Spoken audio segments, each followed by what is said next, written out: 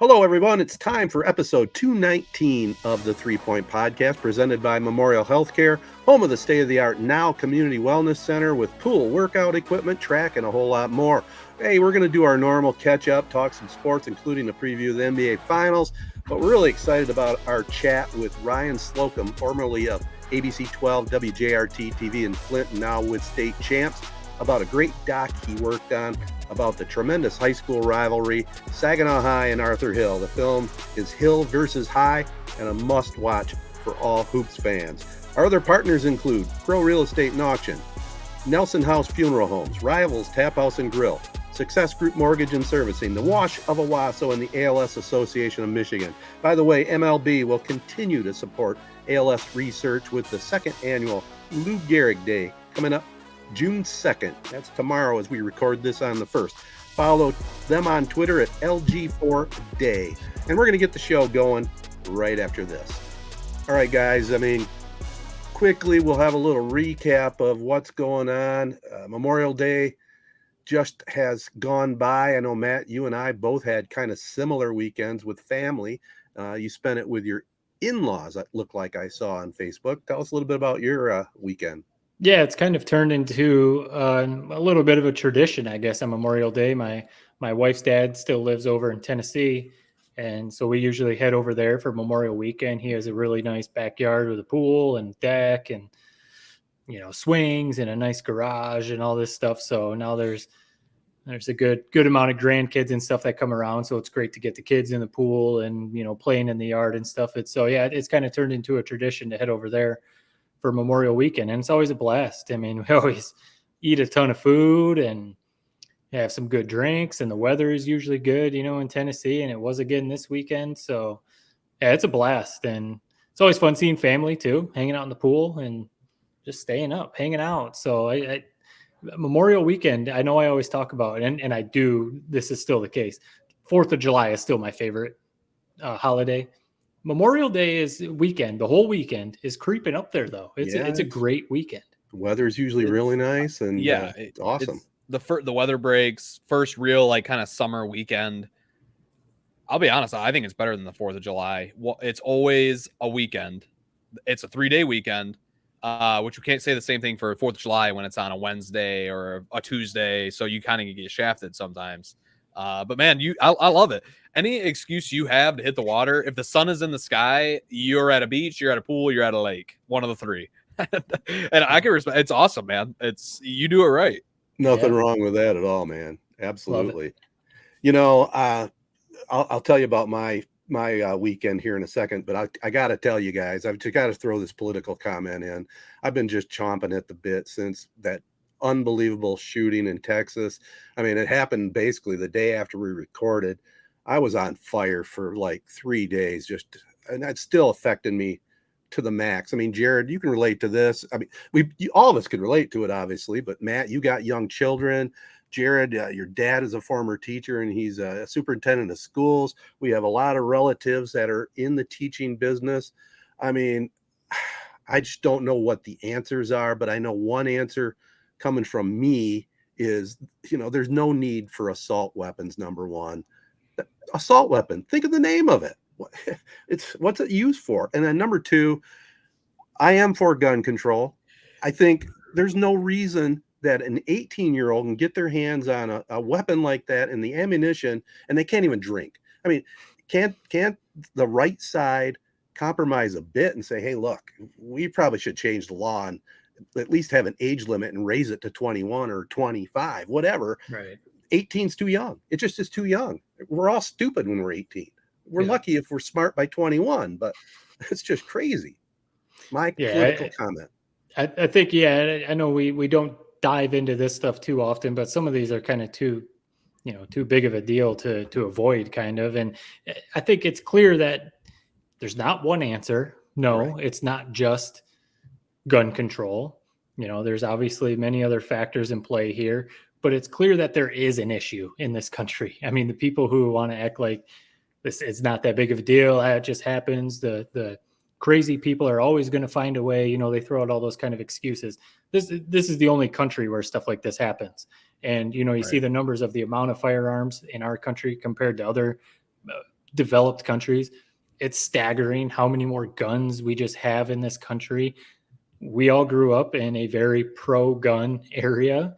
You know, I never got into hunting and stuff like that. So I've just never been a big gun person, but I understand there's a lot of people who are, you know, very responsible and, you know, they keep everything locked up and they, you know how to properly maintain guns and they teach gun safety and all that. So that's all fine, but it's making it just harder for the people who are clearly going to do something stupid to get guns is where we need to go. Mm-hmm. And, you know, people say, like, again, the bad people are still going to find a way, whether it's drugs or, you know, whatever other excuse they throw out there. It's like, well, even if these gun control laws stop a few people from getting these guns, isn't that a good thing?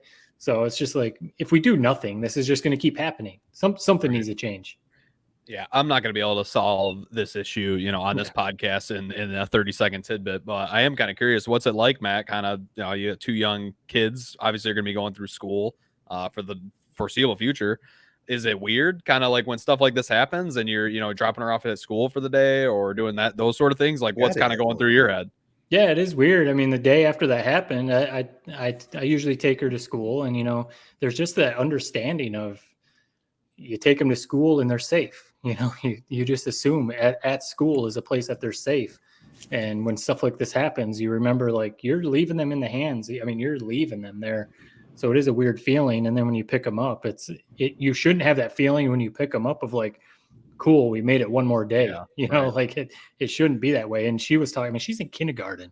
She should not be experienced. And she talked about they go through these, you know, drills that they have to do. And teacher talks to them about, like, you know, if I tell you, you need to get down, you know, certain things, you need to listen to me. And these are kindergartners, 6 years old. And that's just stuff that they shouldn't have to be going through, but they probably should be prepared. So, yeah. You know, it's similar, but, you know, in a different way, because they're dealing with reality now. I remember when we were kids, we were worried about the Russians dropping the nuclear bomb on us, and we had drills in school to get under our desks, which were useless. Right. You know, knew nothing against a nuke, man. No, I know, but we had those drills and went under the chairs and the whole deal. But I don't know what the answer is either, guys, but I had at least put that out there because change absolutely has to happen. You know, when it didn't happen after Sandy Hook, people just said it'll never happen, but it seems like there's getting a little more traction right now. I think there needs to be some compromise along the way. Just the most ironic thing that I saw in Texas, the big NRA convention, you know, Ted Cruz, Trump dancing. I mean, reading the names off of the victims. I mean, if that didn't make you sick to your stomach, I don't know what would. I mean, it's just awful. Well, the ironic thing about that whole thing was that guns weren't allowed at that convention. Right. Think about that. Think about that. Well, I'll lighten it up a little bit, guys. I mean, I had a very, very busy and a fun weekend. Went to Washington, D.C. for Memorial Weekend for the third straight year. This time, daughter Jessica and her two children, along with her husband Tom, went out to D.C. also. So it was Grandpa and Grandma, the families, and the three grandkids all together. Cool. And just let me say, trying to organize the crew to do anything was pretty tough. But we did pack in a lot. And, you know, went to a ball game at the Nationals Park, spent pretty much the whole game out in the kids area in center field, which was okay. I will say this, you know, I went to the Tigers and Marlins game, our Tampa Bay game rather. Yep. And we've talked many times about Comerica Park, and I totally have figured out the biggest problem with Comerica Park.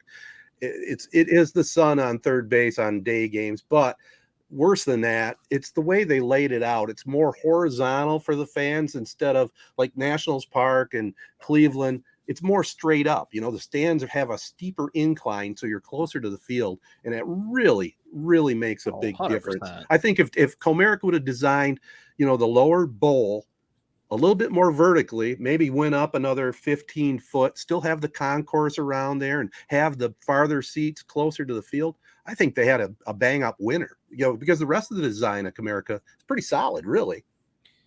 Well, that's what makes those old stadiums so awesome. I mean, I was a little kid, and I noticed that at Wrigley Field when I went there. Like, man, we're sitting in the upper deck, but it feels like I'm in the front row. Right. Yeah. It was like a cool, weird experience. I still remember that to this day. That was my biggest takeaway from that park. No, I mean, no, Comerica's not perfect. I was the first guy to bash it long time ago. After seeing it all these different times, walking the concourse, going there every day. You can do a lot worse, man, and you really can. And every park wishes they had that same sort of seating, but obviously with that, I'm sure there's some drawbacks. But I agree, that's one thing that they definitely could have done better. Yeah, and I rated the Tampa Bay ballpark. That's garbage, but the Nationals ballpark, very solid, very good ballpark. It had a good atmosphere, had all the amenities you would need, and I guess the only complaint I would have on that one is the food line that we were waiting for food was just ungodly long trying to get our food. So I don't know if that was because still of the COVID effect or what, but there was is it because of how their stands are built and the concourse can't be as big and as awesome as the Comerica's is? Maybe no, I think it's more they lacked. Comerica has plenty of concession areas, plenty of them. That's one thing they thought well in advance of and did good. But other than that, we talked about it off air. Big difference in now year 3 going to DC with all COVID restrictions lifted. The Smithsonian's were a complete wild zoo. The National Zoo was, oh my goodness, it was Stroller City. You wall-to-wall people in there. Stroller City. Man, dude. This is kind of horrible. Just this weekend, I mean this in all sincerity. If I could trade places with you and go to Washington, D.C. and experience all these things with all these kids around, I literally wouldn't have done it. I would have rather worked all weekend like I did. I think that's hell, man. It's impressive. It's like you need a vacation from the vacation when you get back. It was a challenge. I'll just say that. It was a challenge, but fun. It is. It's crazy how things change, because even the weekend I was just talking about, now there's, like I said, there's a bunch of kids, young kids involved. It used to just be if there was like 1 or 2 kids, all of us like adult kids, I guess, just hanging out in the pool all day, enjoying our drinks. We don't have to worry about taking care of kids. Now, like, adults are scattered because one kid's having to take a nap and the other kid's having to eat and the other kid is needing help in the bathroom. And it's just like, just mayhem. It's just mayhem. Sometimes. You'll relate to this, Matt. My final thought on the weekend. Friday night, it was determined that the 2 sets of parents were going out and having a night on the town while Grandpa and Grandma babysit the 3. Who determined this? I think the 2 husbands did, but that was fine. We were in total agreement with it. But that presented another challenge. But we made it through getting all 3 to bed. Close to bedtime. Let's just put it that way. But I will say this, and you maybe can relate to this, Matt, when your parents or whoever babysits and you get to go out on a night, you probably take advantage of it, because I will say this, sitting in their house, stone sober, when they come rolling in at 12:30, 1 o'clock in the morning, it's a different experience for us watching and listening to all that's going on. It put a few smiles on my face.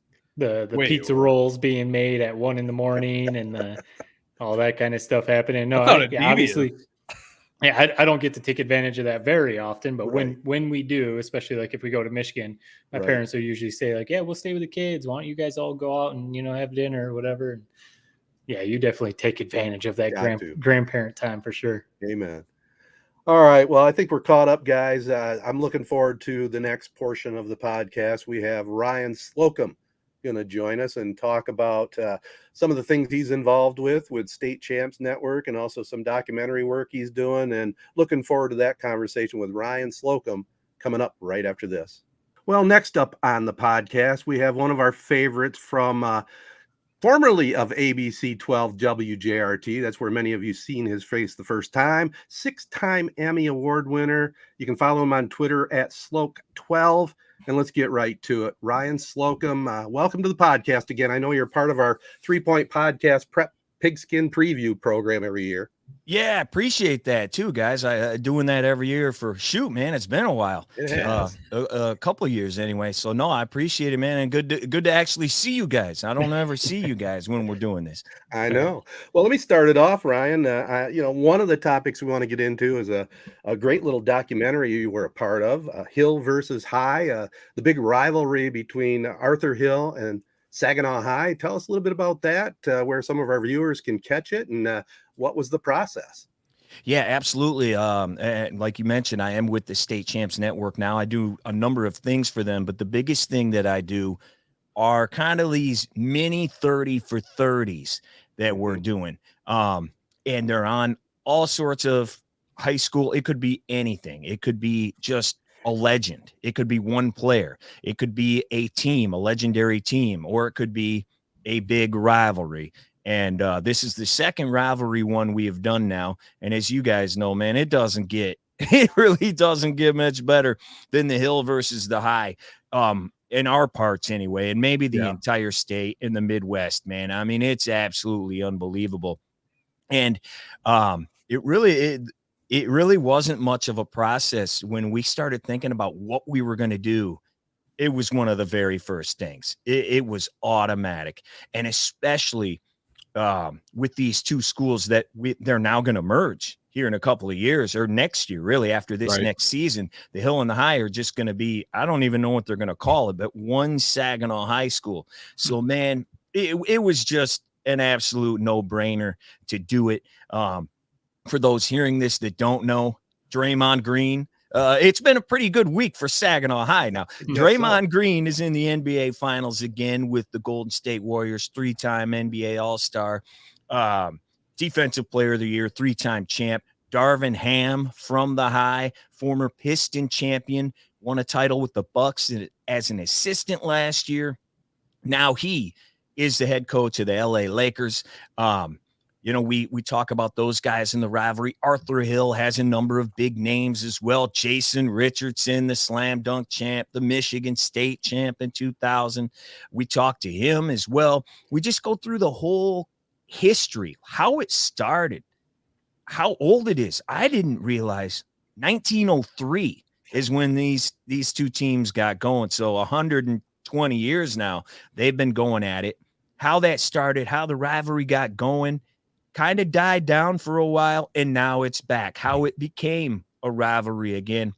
And we just kind of go through the years and all the champions and all the great moments. And it's a fun watch. It's not 2 hours long. It's only about 20 minutes long. It moves quick. So you can catch it anywhere, really. Go to YouTube and just type in Saginaw State Champs Rivals. That should get you. Or if you just type in Saginaw Arthur Hill Rivals, it'll come up. It's also on Facebook Watch. You can check it out on there. I believe it's also on Instagram. You can basically anywhere you have an internet or a smart TV, you can find it pretty darn easily. So basically, if you can't find it, you're not looking hard enough, kind of. Yeah, that's about right. But yeah, your basic YouTube's, Facebook, it's there. Yeah.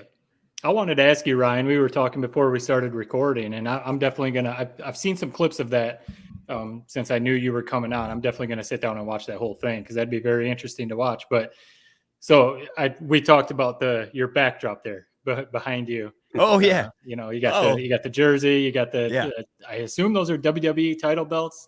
Those are, yeah. They're showing off the wing there, the Intercontinental title. I had to get those in there. Yeah. Yeah. And of course, you got to show off the Emmys. Ted mentioned you're a 6-time Emmy winner. I mean, Jared, you're breaking into the TV business. I mean, that's like the Oscar. I got 0. If you win an Emmy, that's sitting everywhere you can display it as possible. So I've got to give you. That's a hell of a background. I love that backdrop you got going on. Oh, thank you, man. Thank you. And it's coming up actually next week.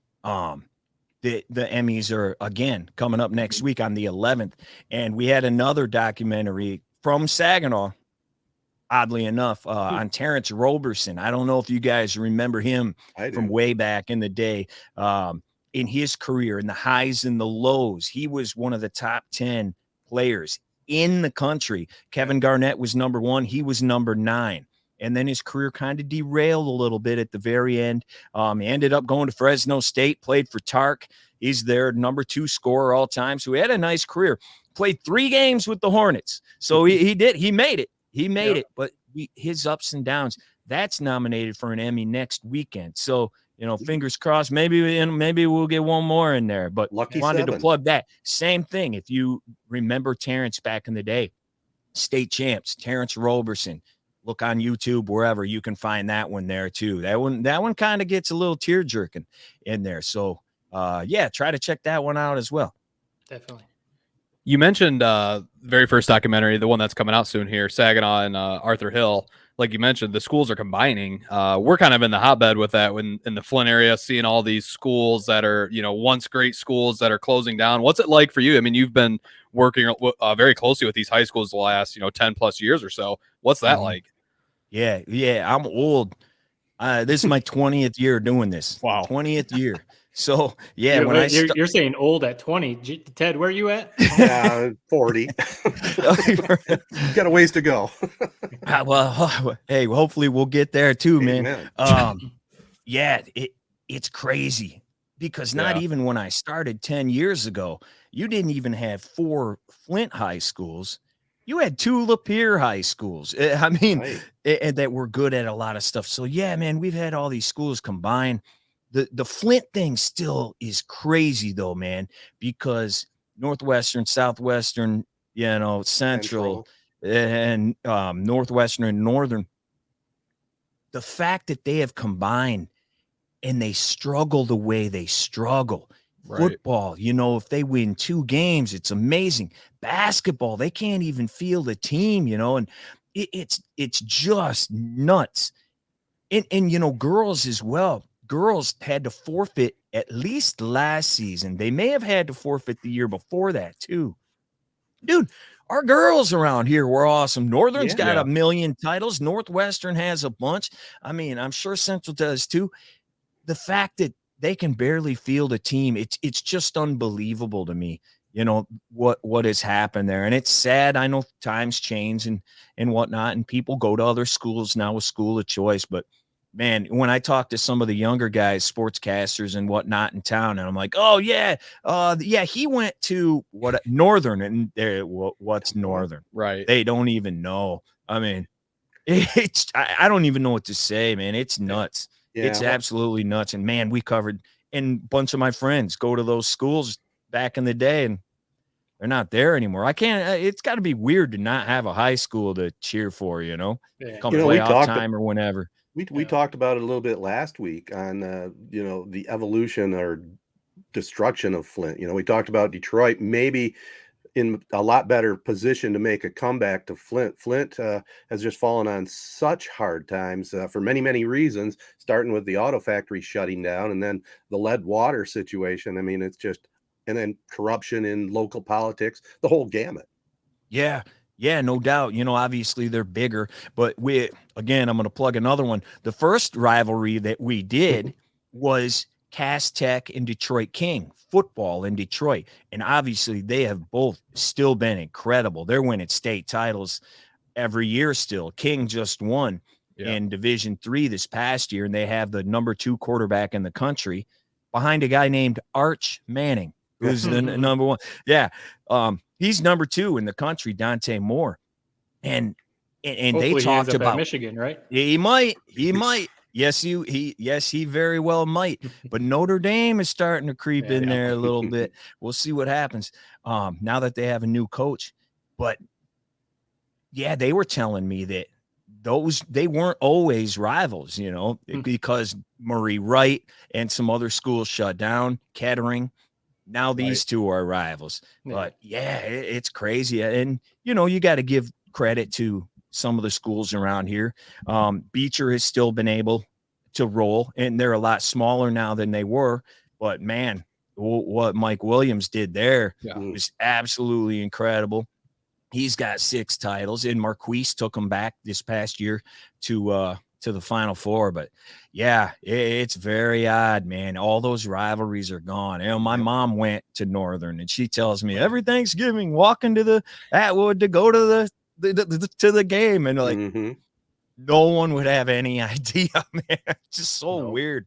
Yeah. I'm a product. Both of my parents went to Flint Southwestern, back in Okay. the heyday. Rick Leach, my dad graduated with Rick Leach, and, Okay. so all those stories. So I know exactly what you're talking about. Oh, man. Ted, and they were you've heard them too. rolling then, man. Yeah. Oh, yeah. Because of Ricky and a couple of, I don't know who was like Moon Wiley there. Ted after that or before that at the same time. I'm in not that sure. era. I don't know. I don't remember Yeah. specifically. Daryl Turner. I mean, Yeah. they had some dudes, man. Just rolling. Kind of along those lines, I wanted to ask you, we're talking about all these high schools kind of shutting down and just how everything's changed in the high school game. What are your thoughts on just like whether it's AAU or these star athletes, maybe like an Imani Bates, leaving their public high school and going to prep schools, or even leaving the state, like Miles Bridges and some of these other guys just straight up leaving the state because the MHSAA is a little more restricted on what you can do, in your high school sports. So do you think it's kind of hurting? Because you look at Imani Bates right now, he's kind of struggling. He's actually dropped, in his draft stock for the NBA. Do you think that's a problem? Do you think guys should just stick at their public high school and play it out? Or where do you kind of stand on that? Man, it's, everybody's got a different situation. So you got to look at that first. You got to look at your home life. You got to look at what's best for you. Our kids around here, I know like from experience, so I can personally tell you what happened to some of our kids around here. We'll start with Monte Morris, who did not have to leave. He was here. Didn't want to leave, didn't have to leave, and he had a good situation at home. And he turned out fine. He started all year for the Nuggets. If he didn't start, man, he would probably be up for a 6th man of the year. So he turned out fine. He didn't have to go anywhere. And, he gets looked at. He played for the Michigan Mustangs. They won the Peach Jam. He didn't need to go anywhere, Other guys, it's a little different. Kyle Kuzma is a kid that bounced around to a couple of different high schools. He did not have the greatest home situation. He was at Bentley. I think he was doing okay, but I'll be honest with you, we never covered Bentley games ever. Mm-hmm. And he left after his sophomore year. He grew a lot, but he ended up going to a prep school. And next thing you know, he's a 4-star. So it worked out. He maybe needed to go, and it worked out great. Miles is a situation where his mom wanted him to get out of Flint. And it obviously worked out fine with the way that went. But, so you don't really know. And there were rumors that he wanted to come home.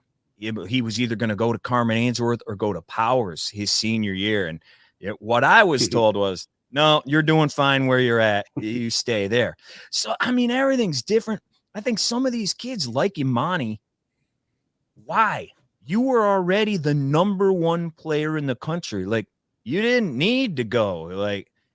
He didn't have to. And, and I don't know him, but I've heard from people who are around his family and whatnot, and the people around him, maybe not the greatest advice in the world. I don't know personally. That's just what you hear. Mm-hmm.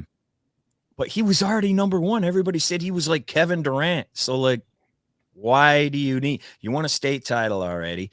Now, here's the interesting thing though. Our last great kid who is left is Ty Rogers from Grand Blanc. He was a top 50 kid in the country. He is a finalist, Final 13 to make Team USA. That just got announced yesterday. Wow. So they're having one more guy cut. We'll see, who it's going to be, but he's going to Illinois, and he left. Shockingly, he left during the school year to go to a school just outside of Chicago. Now, why would you leave during the school year? Oh, a new thing called NIL. Yeah. So he can go to Chicago. He can get his name out there already. Hey, I'm going to Illinois. I'm that guy. Hello. Hey, check me out. Oh, yeah. So now he's already got a name around there. So when he goes to Illinois, here's a couple bucks. He's going to be. So there's a financial thing there now. Yeah. Legally, a financial thing there now. Yeah, right. So that's a whole new ball game, man. We may be seeing some of that because Ty, why would he leave? Yeah, he already had every school on earth. He had a state championship team coming back. They made the finals without him. Imagine if he were there. So it's because I don't know that either, but I'm putting 2 and 2 together. He was going to make a name for himself in Chicago. Makes so, sense. Look out for that too. It's weird. Yeah. Weird times, man. Yep. Yeah, it's definitely changed the game, NIL, in a good way.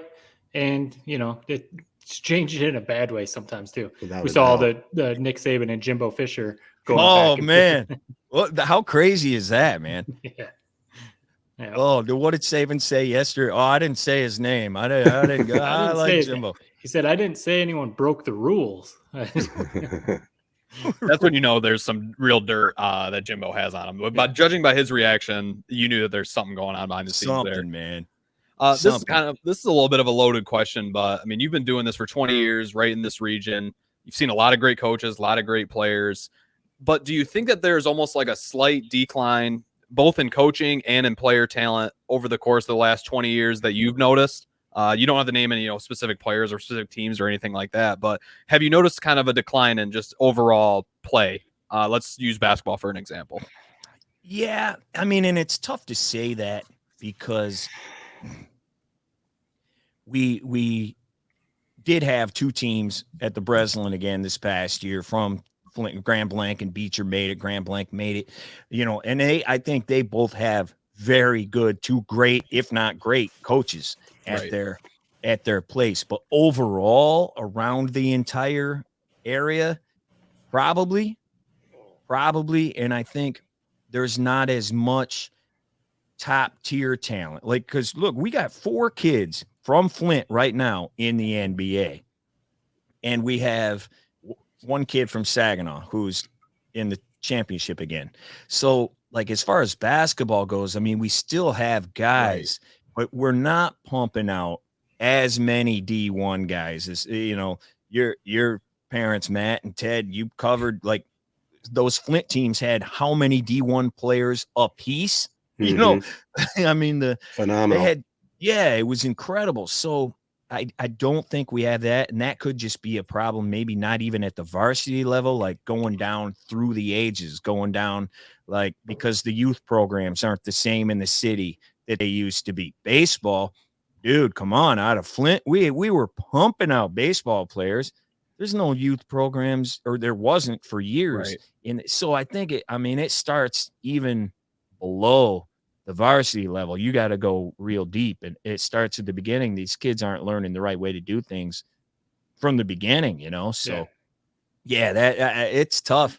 It's tough. We do have good. We do have some talent. We do in top tier, but it's just not as much. And do you think partially, obviously coaching is a big thing that deals with that. But one of the great videos I saw recently, it was a couple minute video of Lou Dawkins basically explaining why he benched one of his star players for a big time game. Draymond Green actually reposted it, and I appreciate that, Day. I got like 30,000 hits on that video. Thank you. No, it's awesome. So do you think that that sort of style of coaching just doesn't fly that much anymore? I mean, you're inside these huddles and you see these locker room type stuff. Is it just a different type of style nowadays? Yeah, and it depends on where you're at too.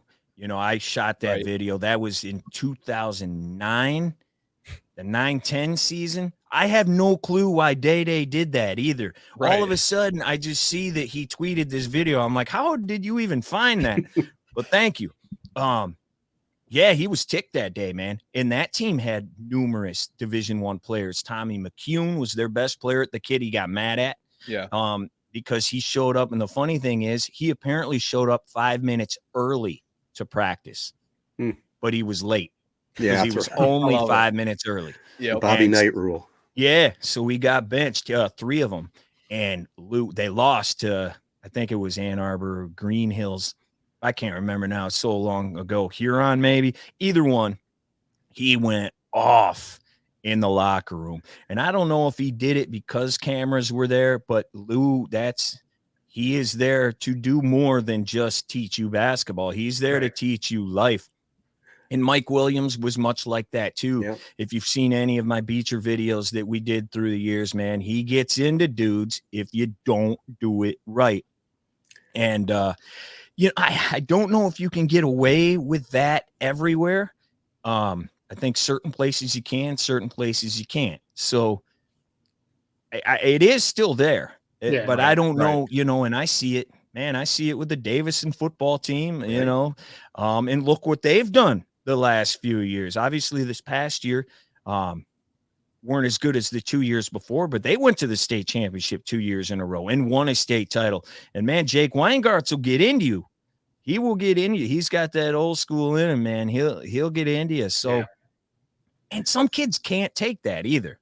You got to know your kids. So it's there. It is there. But I don't know if I don't know. I'm from Flushing. I don't know if they would take that at Flushing. Right. I don't know. Maybe they would. Maybe I'm wrong. Yeah, I'm the old school guy, and I think the tough love has disappeared a little bit. But the Dawkins video, I mean, it brought me back. I mean, it's your coach, kind of an extension of your parents, trying to set you on the right path. And it was hard, but it was a lesson learned, I'm sure. I want to move on to a little bit more about your career, Ryan. I mean, you got the 6 Emmys there. I could show my multiple Gus Macker trophies, but I won't right now. The toilet bowl. Take one. It's all toilet trade you. I might trade you for one. But being the elderly guy here, I go back to TV 12 with Ed Phelps. I'm not sure who was even the sports guy before then. You being the Flushing kid, I'm sure Ed Phelps was the guy back in your day, right? Yeah. He's why I have these. He's why I have. Yeah. He was the inspiration, I'm assuming, and you go from Ed Phelps to Reese Davis, who moved on obviously to a huge career at ESPN. I still remember his Reese's Pieces. And of course, we enjoyed all your work there at ABC 12 and now at State Champs. Tell us a little bit about the progression. I mean, you left Channel 12 for a reason. You don't have to get into any specifics, but how'd you like the transition to where you're at now? Well, man, so when I left, and Ed Phelps, by the way, I interned with Ed Phelps, and then he hired me for my very first part. It was part-time when I first started there, and then I was there till he retired, and then, became the weekend anchor, and then became the sports director there. I like what I'm doing. So I started doing that piece you're talking about with Lou Dawkins from Saginaw High going nuts in the locker room. I did like a running weekly documentary series on Lou's team because they had a state title team. His son was actually the same age as Monte Morris is now, and Kyle Kuzma. He was, and apparently they do this, the number 1 ranked 8th grader in the nation. And he was at an AAU tournament, and they were playing like their 4th game of the day at Michigan State. It was the Izzo shootout, and he had a heart defect they didn't know about, and he dropped dead right on the court. And Lou said, "Hey, man, you want to do a story? I'll do anything you want." And we did a story on his son, and Dorian was his name, and it turned into a running documentary where every week I would like, "Hey, here's what happened this week." And it'd be like maybe 5 minutes, which in local TV is unheard of. Yeah. Man. And it went for, I don't know what it was, 8, 9, 10 weeks till the end of the season. Well, then I did the same exact thing with Monte's team a couple of years later. And that's what a couple of these are from, because they just had some amazing stories on their team. And I'm just like, after doing this for so long, you don't get bored, but I got bored. And I wanted to do more stuff like that, like stuff that impacts people, stuff that's like telling real stories, not just like, "Hey, another Tiger pitcher is dead." Like, right. I mean, how many is that? Like, do any of them have arms left? They're all dead. You get, I don't know, it gets monotonous, and just wanted to do more and more and more of that. Also, like some play-by-play and different things. And I was offered that opportunity here. It's awesome. I work at home. I basically do whatever I want.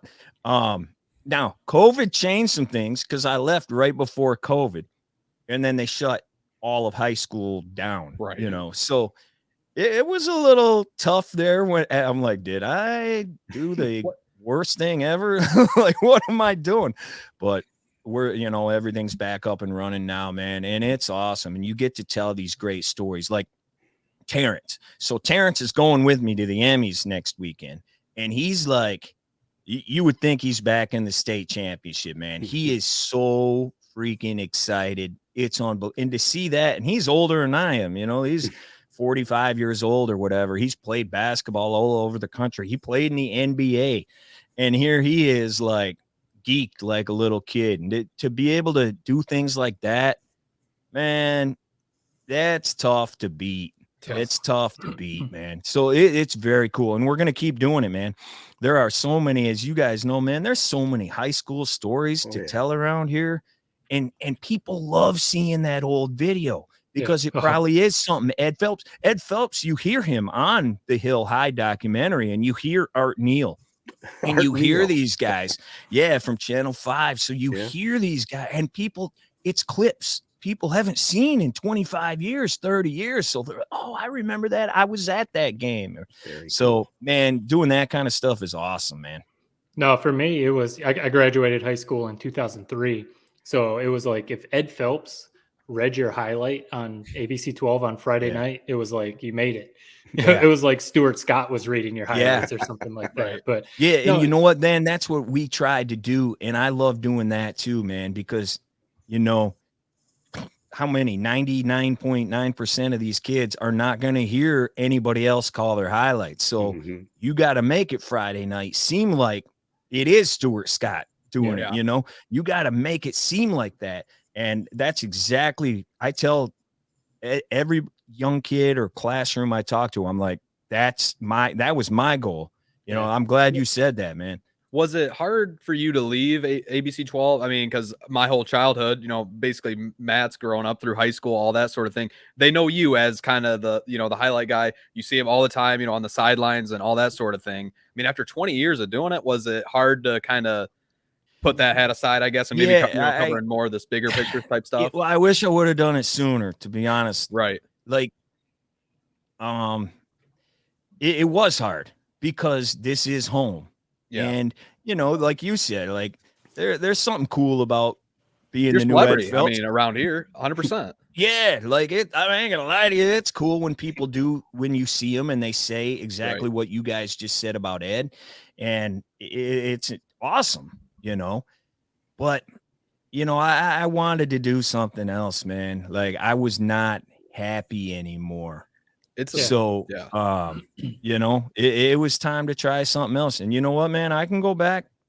I do miss a lot of stuff. I do miss, you know, Michigan, Ohio State games. And I miss the rush of a Friday night when a game goes to overtime and you got to fly 100 miles an hour back to the station and get that tape on. 12 games cut in, boom, boom, boom. And then you're rushing on the air. Is my tie straight? I don't have a script for this one. I'm just winging it. You know, like that's fun. That is fun. I love doing that. No, that's the stuff that's fun. Jared started at Fox 17 over in Grand Rapids also. Yeah. That's where I got my TV. That's where I started my TV career. I was there for 3 years. Yeah, over in Grand Rapids. And I was working, I was mostly in news, but I did do sports, especially on Friday nights. They needed all hands on deck for Friday nights. Yeah, you guys did like 45 minutes or something, didn't you? Yeah, we would do the Friday night or the Fox 17 Blitz. The Blitz, do a 45-minute show. It was pretty unheard of, you know, for a local news to get that much time for high school football. But that's what I always tell people. I mean, you know it, Jared, you know it, Ted, you've probably heard it in your long career. Local news gets a bad rap. Like people always like, if you want to work in TV, they're like, local news. You don't want to do local news. Personally, I love working. Yeah. I was only there for 3 years. So maybe, you know, I hadn't gotten bitter yet, but you know, I got the opportunity to go to ESPN. So that was hard to turn down. Yeah. But exactly what you're talking about. That's the best thing. Jared, you're at Bally. You're doing all those cool high school football stories. Ted, I mean, you get to cover so many cool local teams and go to Ford Field and talk about all these legendary coaches and teams. That stuff just is going to live forever. I mean, that's what's cool about the local news stuff. I mean, those stories, whether it's Kelvin Torbert or all these other ones you've done. Yeah. That's the stuff that people love. I mean, you know, people are going to eat that stuff up. That's really cool. Yeah. Well, like I said, man, at some point you just want to kind of make a difference. And that's what I tried to do. But at some point you need to try something else, challenge yourself a little more. Cause it did get to the point where I like kind of felt like I was sleepwalking a little bit. So it was time to do something else. But no, you're absolutely right. And you know, the behind the scenes in local news is what has changed. it's still the same on the air. But, you know, you look around at some of the stations just in our area. You used to have 3 sports people at Channel 12. You used to have 3 at Channel 5. You had 2 at least, and maybe a part-time person, 2 at Channel 25. Well, Jonathan at Channel 25 just left because he's been by himself for 2 years. Crazy. Wow. One guy, a one-man crew. And that's like the definition of one-man band. It is. It really is. One-man band to a T, literally. Channel 5 has been down to 2 people now for quite a while. And they used to have a camera guy, too, that was specifically sports. When he left, they didn't replace him. And, you know, Channel 12 is down to 2 people right now as well. It's just not the same. We used to get help Friday night, man. We would have the 3 of us sports people.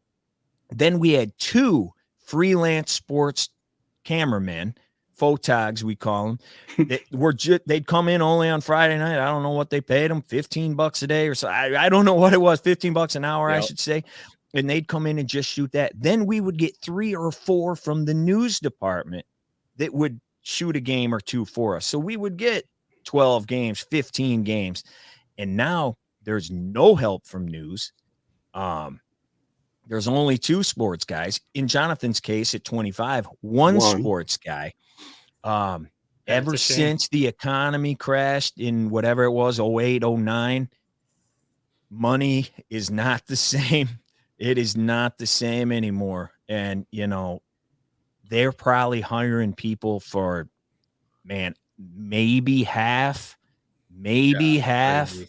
You know, of what they used to. So, man, it's different. Now, if you're like in LA and doing local news, but is that really local news? I don't know. Is that really, if you're in a big city, but the economics and like just the way it's built is not the same in local anymore. And that's stressful, especially if you're used to it being a different way. It was definitely stressful. Yeah. So yeah, like you said, it's crazy. I remember when I was working at Fox 17, Jason Hutton is the sports reporter there. Yeah. And, you know, I've been in the business now for 4 years, and I still think he's the hardest worker I've ever seen. Man, there's a lot of stuff that goes into these anchors' lives. Like you said, they're doing all their own stuff, shooting all their own stuff. Now you got the social media side of everything. So basically everything that you would normally just do for TV, now you're doing it on all these different social media platforms as well. Posting all the video online. But like you said, you know, how different it was that you were doing these kind of behind the scenes type shoots, you know, with Beecher and with Saginaw. You know, my brother actually sent one of your things to me not long ago and said, basically, what's stopping you from doing this type of thing? So when you're following these teams, you know, for an extended amount of time, what's kind of your role? Are you basically, your job is just to act like as if I'm not here? Are you pulling people aside, interviewing them as well? Are you, what does your week look like? Or at least the amount of time you're with these teams? What does that look like? So for those 2 things, and I'm with them as much as I humanly possibly can be. So luckily, both those teams were really good, especially in the Beecher case where they were coming off an undefeated state championship season. So I'm at every single game. Every game, unless it's in Benton Harbor or something, I'm there. And if it was in Benton Harbor on a Saturday, I would go. But like Friday night, that's not feasible. But I'm with them at every game I possibly can be. I might do a certain story on a kid. And so I hit them up. Hey, coming to practice today. Let me get this guy. Okay, no problem. I've been in their homes, numerous ones. Is it okay? Can I come to your house? Right. Some kids that have had like tragedy happen to them. Oh yeah, no problem. You name it. And I did everything on those. I shot it. I did the interviews. I edited them, everything. Wrote it, like everything. So, and that's what I do now. Like I'm my own cameraman. I'm my own lighting man. I'm my own editor. So that's what I do now. And then what I'll do is I'll turn it in and I'll say, hey, what do you think? And they'll say, that's great. Or they'll take this out, switch that around kind of thing. And then we go with it. But no, I mean, I pretty much do everything. Awesome. And I'm with them as much as I possibly can be. So this last one, the Hill and the High, we shot that last summer for the most part. So it was pretty easy with the interviews and everything, lining things up. And then I had a couple of older coaches, like Jay Rich's coach got me, Jay Rich. And I went up, he lives in Oscoda, right on Lake Huron. Place really sucks. It's a big dump, total dump. And I had to go up there for that. And he got me Jay Rich, and we did like a Skype interview with him because he lives in Vegas. But that was easy. Getting the footage is hard, man. Yeah. And that's another part. Like, I used to be able to get footage. Now all these companies, they're like, yeah, for 10 seconds, we want $500. Good God. How about no? Do you have any pictures? Like, yeah. Like, give me a black and white. Yeah, right?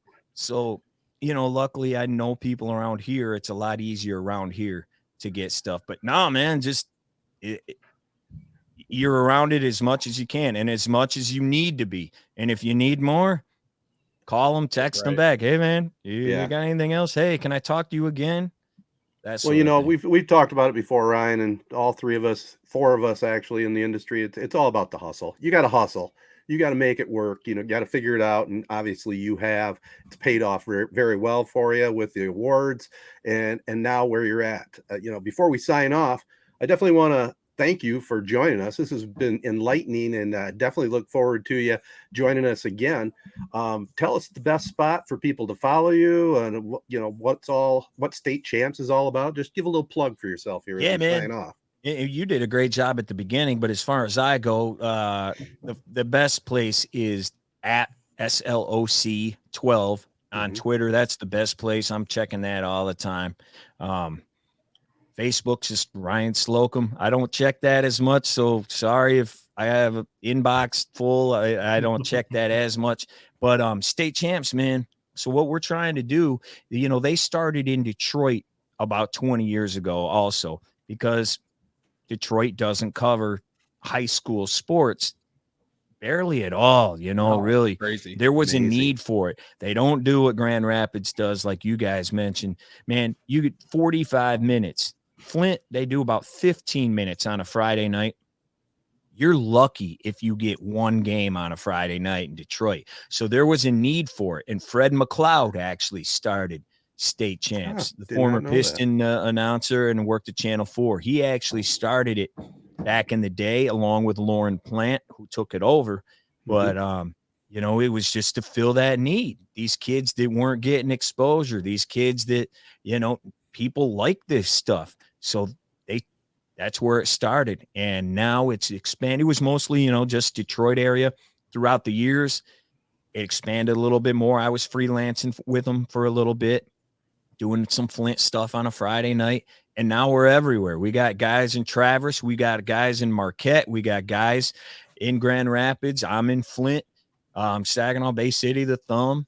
And we're just trying to get it out there for these kids, giving them what they deserve. And people want to see it. I mean, how many people's grandma and grandpa are in who knows where? Right. Well, they got a Facebook page. Now they can see it. So that's what we're trying to do. And we're trying to tell stories as well. I got one on Flushing pitcher coming out here in the next couple of days. Name's Malachi Edwards. I don't know if you heard about this story, but he got hit in a football game against Powers, first game of the year, his senior year. Oh yeah. His leg got mangled and they thought they were going to amputate it. And they tried some surgery, ended up working, but he didn't walk for like 3 or 4 months. And he's finally up and around a little bit. He's got a long way to go, but he actually pitched the first inning the other day. And then they let him hit leadoff, and he got a hit. And he didn't get down to first too quick, but he made it, man. So that story is going to come out and his journey and everything, man. So that's what we're trying to do, stuff like that. And, I mean, like you said, those stories are what people around the country want to see. Yeah, you don't care in May. We don't care like what Michigan's recruiting class is looking like for 2024 or whatever, like, I mean, some people do, but no, those are the stories that really hit home. Yeah. Well, and you know what? And other people are doing those stories. Yeah. You know what I mean? Like we're trying to do it, and it's on the internet, so we can take as long as we want to do it. Yep. And that's why we're allowed to do these mini 30 for 30 docs. Yeah. And nobody else is doing it. So that's what we're doing, man. So statechampsnetwork.com. There's a bunch of podcasts and stuff that I have nothing to do with, but they're there. There's all the highlights. We got rankings, we got articles, you name it, man. Everything's there. And then State Champs Mish on Twitter, State Champs Mish on Facebook, Instagram. There you go. Well, we love what you're doing, Ryan, and we'll definitely be talking with you again in our Prep Pigskin preview show. Yeah. And maybe we'll check in with you before then, but keep up the good work. We always enjoy what you got out there. Oh, you guys too, man. This has been awesome. As always, man, football's right around the corner. That's right. Crazy. Thanks again, Ryan. All right. Take care, guys. All right, guys. That was awesome talking with Ryan. And, it just was a lot of fun getting caught up to date on what he has going on. He's my type of like encyclopedia, as I like to say. I could sit and listen to him tell these stories of Flint area, high school athletics. I could listen to him all day. Here's what I always like to tell people when they because people around work have even noticed my kind of obsession with high school sports in a way. They're like, man, what do you like? What is it with it? And I really sort of thought about it the other day. And when I was a little kid, how everybody has the posters on their walls of, whoever. Matt had Kobe, I had LeBron or whatever. My phone my phone screensaver for my whole childhood growing up. It wasn't Kobe, it wasn't LeBron. It was Gabe Dean, Lowell quarterback. That was a little M Live 2 weeks in a row. That was what kind of triggered it in my brain. I was like, man, I was watching his highlights. I was like, man, I used to have this guy's picture as my screensaver for years. So no, listening to Slocum, man, I could sit there and listen to him talk for hours. Yeah. We need to ask Gabe to be on the pod apparently, and I would be starstruck. So Jared can fanboy out. No, we talked to Slocum a little bit, and kind of what you're saying, Jared, and we kind of talked about this. Yes, Michigan football stories, Michigan State basketball stories, those are always cool. That would always be legendary. Maybe it's just us, because we do like high school sports. There's something different about high school sports stories. Pure. Even if it's not some legendary player, just a kid in a community who was really good and had an impact on the community, whatever the story is. Like I kind of mentioned, that's the stuff that will stand the test of time. Those communities will never forget that stuff. I mean, think about, Nick and Nice, and, it's like some of these legends around Corona that it's just, that stuff's never going to go away, even if 60, 70, 80 years later, so maybe we have a different appreciation for it than everyone does, but no, I'm with you. Amen. Well, we'll be back and wrap up the podcast with our potpourri right after these final messages. All right, guys, real quickly getting into it. At least it's not old news as we record this on Wednesday. The NBA playoffs start Thursday. We got the Celtics against the Warriors. On paper, looks like it could be a pretty good matchup. Boston's got a little karma going right now, but do you think they got enough to get by the Warriors this year?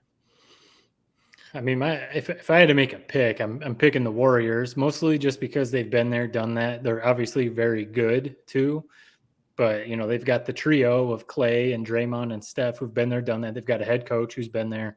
So, they've got all the experience on their side. And this is kind of, for the most part, the Celtics' first time getting this far in the playoffs. At least they're all their main players. So all of that stuff, factored in, I would pick the Warriors. I think the Celtics, though, they play a style of defense that could give the Warriors some trouble. They've got the defensive player of the year in Marcus Smart. He might be able to disrupt Steph. They play really good team defense. We saw them shut down Kevin Durant. We saw them shut down the Heat. We've seen the Celtics play really good defense this whole playoffs. So, can they do it for a 7-game series is all it is. That's what it comes down to. And that's where I think even if the Celtics steal a game or two and it starts to look like, hey, man, maybe their defense is going to disrupt, Steph and Clay and everything. As long as there's no injuries or anything like that, I think the Warriors will prevail. But we'll see. I know the Celtics have, an all-time defense, really. But this Warriors offense, and it's mesmerizing to watch. You talk about a spoiled fan base, the goddamn Warriors fans for the last 10 years and probably for the next 5 years, 3 different iterations of world-class teams, man. They had the first, iteration with just Steph, Claymont, and Dre all playing at the peak of their powers. Then you have Kevin Durant roll in for that run. And then now you have this sort of new school, old school, mixing with the new school type Warriors team that this might be the most fun to watch of all of them, man. Andrew Wiggins, what a kind of resurgence. It's funny how it's just kind of all about the narrative around these guys. I mean, he's been averaging 20 points his entire career, but he's just been with poor organizations, poor teams. The second he gets on a winning team, winning culture, you see all the things that we saw coming out of the draft, and he's just been incredible. That dunk he had on Doncic, I mean, I know it's old news now, but wow. If that didn't make you jump off the couch, Ted, I don't know what will in your old age. I don't jump quite as high as I used to. I will say that. But yeah, it got me excited for sure. And, you're talking about the Warriors. What can you say about Steve Kerr? Not only on his political views, but his coaching. I mean, you got to give that guy a ton of credit for coaching a team like that with superstars, with a lot of egos, and he has them poised to win another championship. I got to agree with you. I mean, it's kind of, it wouldn't shock me if the Celtics can pull up an upset, but I really see the Warriors probably winning it out in 6. That'd be my prediction if I'm going to make it here early. People always throw the stuff out with these coaches who are coaching like stacked teams that they don't have to do like as much work, kind of, like Phil Jackson or Greg Popovich, even some of these other guys. But like you said, managing these egos and, knowing when to play people, knowing when to pull these guys out and stuff like that takes a lot more. He's never lost a playoff series that wasn't the NBA Finals as a head coach. Every time when he's been a head coach, every time the Warriors have made the playoffs, they've made the NBA Finals. Yeah. So it's pretty good. And the only thing you got to throw out for Steve Kerr is Mark Jackson between the year that he was the coach and Steve Kerr. And I just saw the stat. I think ESPN posted it the other day. They went from 30th in passing in the league to like number 9 in the very first year that he took over. And Mark Jackson's no scrub. I mean, I'll be the first to admit, I don't know why the hell he hasn't got another job. But no, Steve Kerr, just cool as a cucumber. Seems like just an absolute awesome guy to play for. It's nuts. You don't see these dynasties like this anymore. Usually they get burnt out over the coach, and I'm sure it probably will at some point. But man, he's been going at it for a long time, and they seem to love him. Just what a culture, man. Yeah, no doubt. And Jackson's smart guy, man. I mean, he's on the number 1 broadcast team. I'm sure he's making not huge coin.